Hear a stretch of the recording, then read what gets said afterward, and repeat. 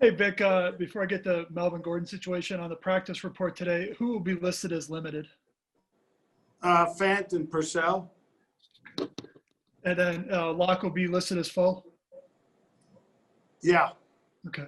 And then on Bouye, does his clock start today?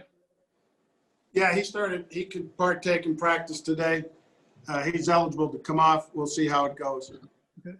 And then Itachu's still the same with the quad, no practice moving forward? Right, he didn't practice today. Right. On Melvin, what was your level of disappointment in hearing about that news, and why didn't he practice today? Well, I didn't want him to practice today until we get to the bottom of everything, talk to the league, get all the facts in order before we make a decision on what we're going to do, and weigh the differences between what the mandated league punishment will be and anything we want to do in addition to that. Yeah, I'm disappointed, but, my own two kids have disappointed me at some points in their life, but I never stopped loving them anymore. And he's one of us. We're going to love him, but there'll be some consequences to what happened last night. As a follow-up, Vic, have you heard from the league at all? Did he violate any COVID protocols by being in that situation? I do not think so, but I can't guarantee you that at this point, but I don't think so. Finally, is there a chance that he'll be deactivated Sunday as internal discipline? Yeah, everything's open right now. We hope to have a decision made by tomorrow or the next day. Thanks. Next one, Jeff Legborn. Vic, I just wanted to expand on that with Melvin and the COVID protocols. Do you guys know if he was around people who have been tested or any of those things, or is there any interruption in his testing protocol? There was no interruption in his testing protocol. The appropriate people are investigating who he was around and all that today. And I've been told so far that nothing's come of that, but obviously that's yet to be determined fully. Thanks. Next one, Mike Kliss. Mike. Yeah, Coach, with Drew Lock, a full participant, does that mean he's your starting quarterback again this week, or are you still going to look at how he performs and weigh it against Brett Rippon a little? B there, the latter. He got a bunch of reps today. We'll take a look at it. Obviously, we watched it live. We'll take a look at the video, and it will be a decision that we'll keep evaluating throughout the week. In light of these weird circumstances, Brett did get the full week last week for the most part. So if we did decide to go with Brett later in the week, we wouldn't feel quite as unprepared with him as normally, because he did get most of the reps last week. Next one, Arnie Stapleton. Hey, Dick, you're going to have a 17-day layoff between games. That hasn't happened since the strike year in '87. What are the challenges of navigating this week? Because of that, do you ramp things up, padded or anything, or is it just like any other week of practice leading into a New England game?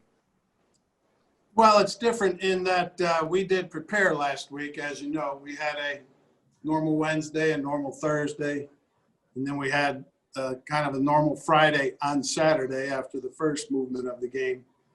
So it's not like we've been totally inactive during that time. We have adjusted our meeting times and our practice schedule based upon the work we did put in last week. But other than that, we're, starting again from ground zero in preparation for the Patriots. Obviously, there will be some recall from the work we did last week, but we want to start all over, albeit we have adjusted meeting times and practice because of the work we did put in last week. And then secondly, I saw Von Miller out there. How's he doing? Did you get a chance to kind of chat with him? Yeah, I've talked to Vaughn fairly regularly.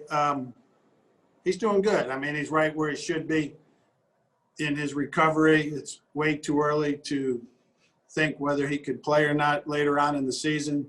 I know that's his goal. That's our goal too. But I can assure you we won't put him out there unless he's truly healed enough to play. Next one, Brandon Cristal. Coach, are you worried with Drew about a potential setback, or knowing that he's not going to get hit at all this week? Is there a chance you see enough today that you ramp up his first team reps, and because Brett got him last week, you dial his back, I guess? No, I mean, I don't know of any quarterbacks that get hit in practice around the league. You know, it's a medical decision, number one. Once he's cleared there, then it's my conversations with Drew that play a big part into it. And then you make your comparison that to where Drew's at compared to where Brett's at, who you go with. Guys, time for a few more. Next one, Troy Rank. Coach, you dealt with the situation with Kareem Jackson last year with the DUI, so we'll get asked, like, is it different because his wasn't public? Is Gordon different because of what just happened and you telling your players we don't need any planning and bitching and kind of distractions? Is it different than what happened with Kareem because of COVID and what you're going through? It is a little different on a couple points. You know, one, obviously COVID does enter into everything we do these days. And two, there was some gray area and indecision from the legal system last year as it relates to Kareem, exactly, you know, what he would be charged with moving forward. So that factored into the decision too at the time. So I don't think there's going to be much gray area on this one, but again, we're still gathering all the facts. Final three, Eric, Mark, and Kyle. Go ahead, Eric. Coach, where's A.J Bouye stand from a health standpoint? And then what do you need to see from him this week for him to be able to go in New England? Well, first he's got to get medically cleared. You know, that's step one. Step two, he's got to believe he can play and be chomping at the bit to play. And then three, we would weigh if A and B are satisfied, then we as coaches have to weigh how would he play in light of his extended absence, his health, in lieu of somebody else. So we're still working through all three steps of that. Next one, Mark Kisla. Coach, I have a son that's 1 year younger than Melvin, and he doesn't always do everything I suggest in terms of COVID, and I love him anyway. Do you use this at all for a teaching moment with this team about recommitting to the process of keeping everybody safe? Yeah, I think a big point I try to make to the team all the time is to learn from others' mistakes. You know, hopefully we're learning more from other teams' mistakes, both on and off the field. But this is a teaching moment for all the guys. I don't even think you have to make a big deal of it. You know, obviously there's going to be some ramifications and penalties for Melvin if the thing proceeds like we think it will. And yeah, it's a learning experience for everybody. Final one, Kyle Newman. Hey, Coach, Deshaun Williams, what have you seen that you like out of him through his first couple games back in the NFL? And then Malik Reed in his second year, where does he have room to improve this year? Well, Deshaun, you know, he joined us late in the process there, was very late in training camp, might have been even after training camp. I'm not sure the exact date. Hadn't been playing much football in the last year or two. And we had him in camp last season. And he's come in and done well. He's learned quickly. He had great recall to the defense.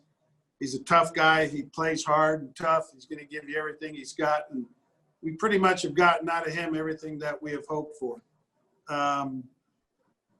Malik, you know, Malik just needs to keep improving in everything. He's a second-year player that's been thrust into action both seasons, probably before he was ready due to injuries, and got a lot of playing time last year. Obviously, he's getting a lot of playing time this year. And he's taken good advantage of the opportunities. But I wouldn't say there's one thing he needs to improve. I just think he needs to improve a little bit in everything, both run defense, pass coverage, pass rush, all the job descriptions that you need to have, be able to do as an outside linebacker.